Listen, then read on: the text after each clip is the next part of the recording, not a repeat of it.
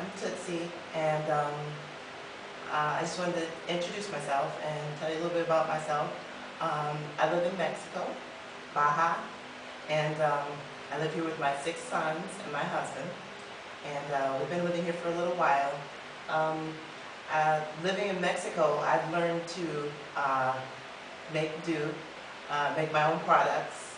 I found that in Mexico you can't really find things as easily as I did when I was in the States. When I was in the States, I had beauty supply every other corner.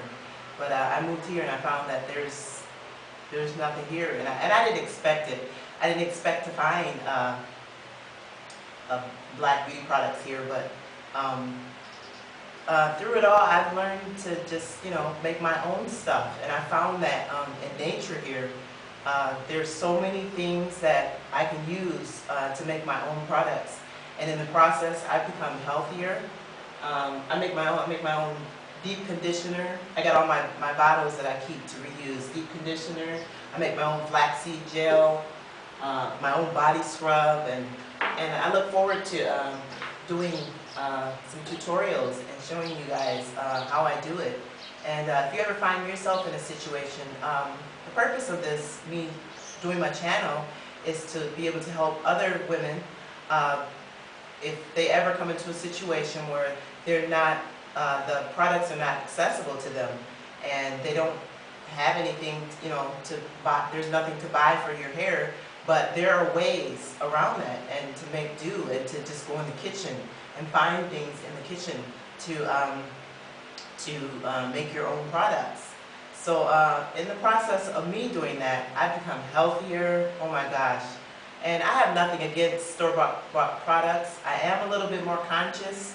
I would rather buy organic and sulfate-free. I look at the labels more, and if I get family coming to visit me, they bring me things, and I'm happy about that. But there comes times like big gaps where I don't have anything, and so I'm caught making my own things, and it's actually not as difficult as I thought it would be. So I make my own hair wash, I make my own conditioner, I make my own deep conditioner, I make my own hair gel. Oh my gosh, I make my own aloe vera juice because I have aloe plants in my yard. And so it's just been an amazing adventure for me. I live here now. I don't know how long we'll live here, and we love it here. But for the time that I am here, I've just decided to just be healthy and to just go with it, to be all natural. So yeah, like I said, I have nothing against store-bought products. The industry, they really are taking us for a run for our money. They really are expensive, so that's a good thing for me. I save money, and it's awesome. And my whole family, I have all boys, so I show them how to use shampoos and things that I make, and they love it. Their hair is healthier, and it's softer because we have thicker. A lot of us have thicker hair. We have all different textures of hair in my household, but I think I might be a 4B. I'm not sure, but for those of you wondering what my hair type is, I'll give you a close-up.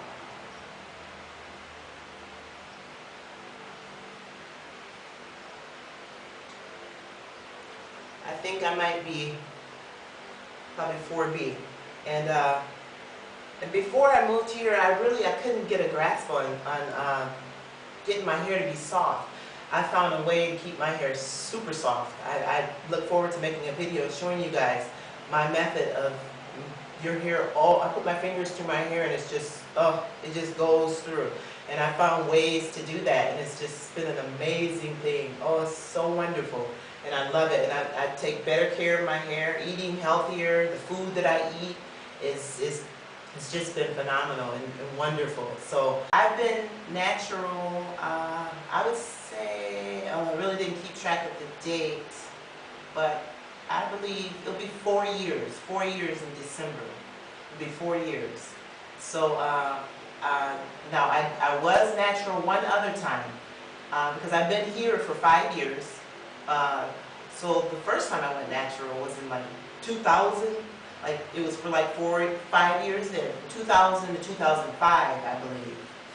I'm not too sure about those dates, but so I was natural then, and my hair broke off. I didn't know how to take care of it. I didn't have the education, I didn't have the understanding and the know-how, so I decided to go back to the perm.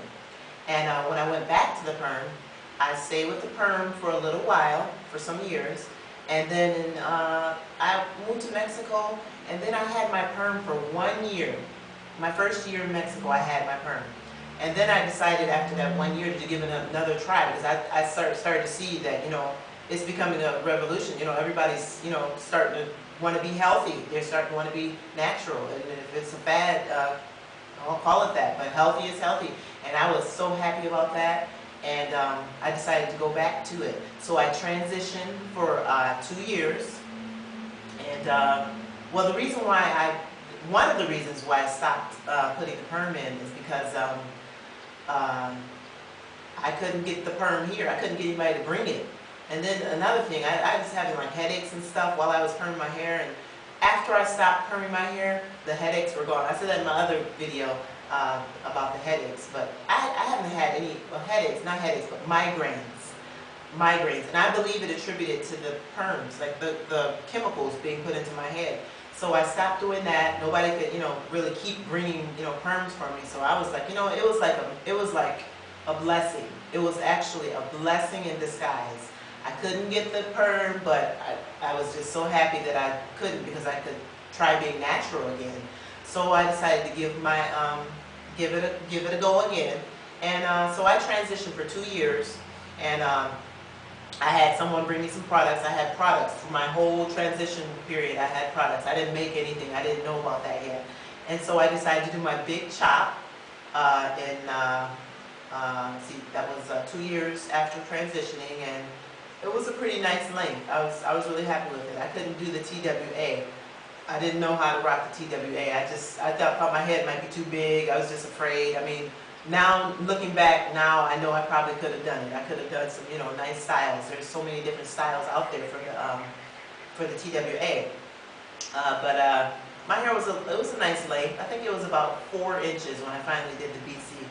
And so I went on from there, and I did, during my transitioning, I did braids. I did a lot of braids because I had hair brought to me, bags of hair. And I did the box braids, I did kinky twists, I did cornrows, I did all kinds of things. And so when I finally decided to do it, I was so happy. I was educated. I had more education about it. And then I started experimenting in the kitchen with stuff, because I was like, oh, is such and such coming to visit? She's supposed to bring me some, some hair stuff. But I had become dependent on it. And I was a product junkie. I'm a former product junkie. I had a cabinet full of stuff. But so as my cabinets started to get emptied and I didn't have stuff anymore, I started to make my own stuff. And oh my goodness, it was just, it was unbelievable. Unbelievable, the things that I found. And here in this climate in Mexico, it's warm all the time. It's the desert and it's hot heat. It's just hot, dry heat. We get like a few months in the summer, like 3 months in the summertime, where it gets it can get moist. It can get pretty moist in the summertime. And I love those months because it's really humid, and my hair just soaks in the humidity, and it grows. In the summertime is when my hair grows. But in the other months, when it's super dry, because it's in the desert, I wear hats. I wear sun hats. I make sure to protect my hair. I wear scarves. And I try to protect it as much as I can when I go out in the sun. I go into the ocean. The ocean is salt water. I don't have any qualms or problems of going into the salt water anymore, or into the water, period. I used to be like, oh, I can't go in the water, I want to mess up my style or whatever, but I have no problem going into the water, coming out and washing my hair and giving it a nice deep conditioning, and I'm just loving it.